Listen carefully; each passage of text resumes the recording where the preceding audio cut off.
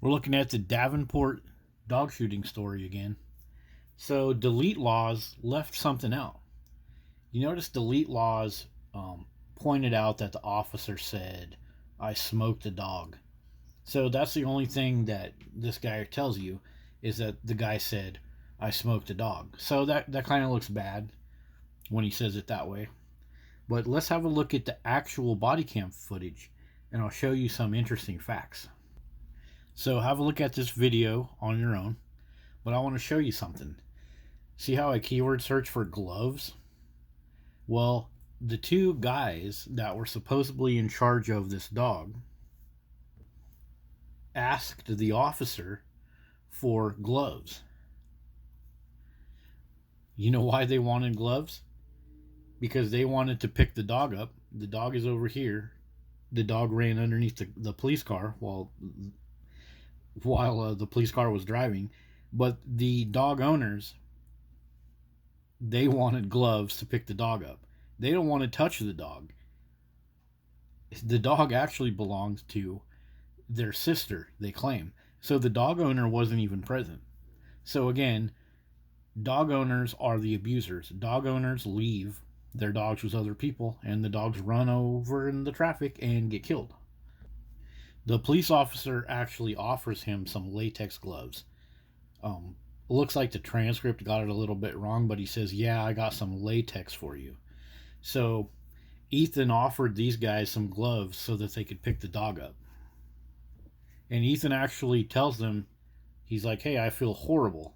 If you keyword search the transcript for this whole video, he actually says that to them several times. He's like, hey, I feel horrible, but I was on my way somewhere and the dog ran under my car.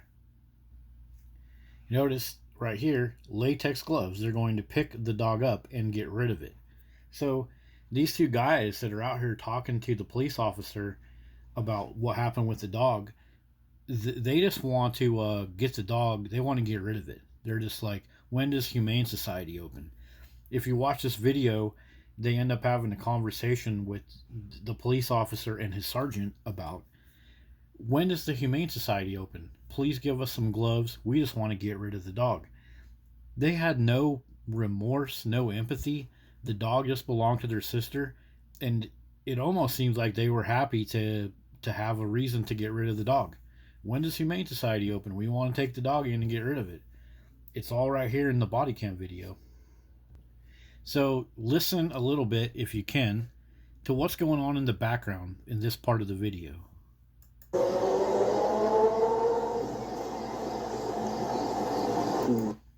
Okay, so there is a whole bunch of traffic. It sounds like crotch rockets and semi-trucks, engine braking, diesel engines.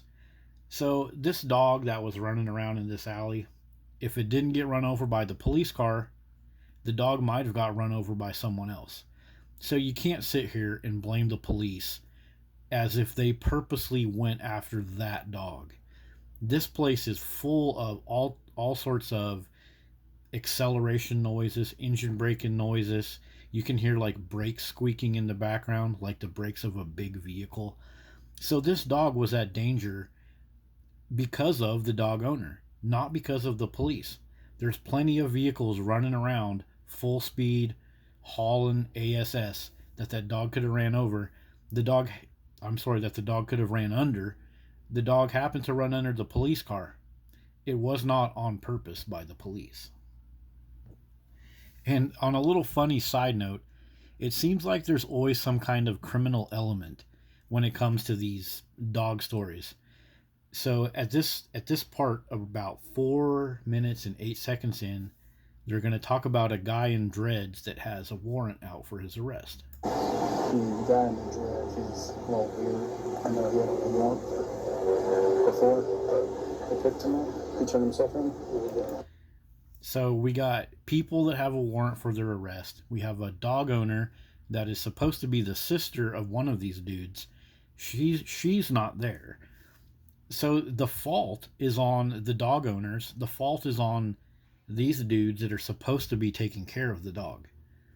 The police officer was operating his vehicle lawfully down this thoroughfare, or whatever you want to call it, and the dog ran under the car. So it looks like delete Lawz left out quite a few things. And again, the dog owners, the dog caretakers, and the dog itself was at fault. If you look closely at the video, somebody gets their gloves on.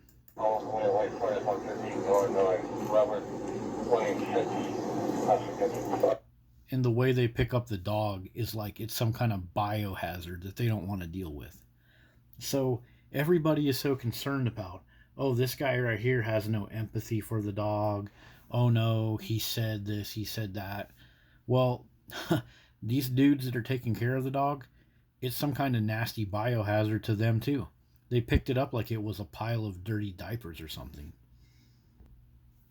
And you might notice this. The officer did get a verbal reprimand for the way that he said smoked. When he ran over the dog, his call over the radio, he used the word smoked. So this is the sergeant and this is the officer. So listen to this. You gotta say that different on the radio. So what difference? You said it Smoke the dog.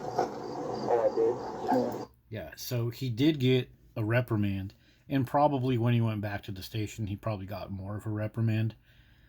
I mean, at this point, the dog is dead, and the caretakers of the dog, the owners of the dog, they obviously don't care about the dog enough to keep it restrained, but we're going to attack the officer for a word that he used.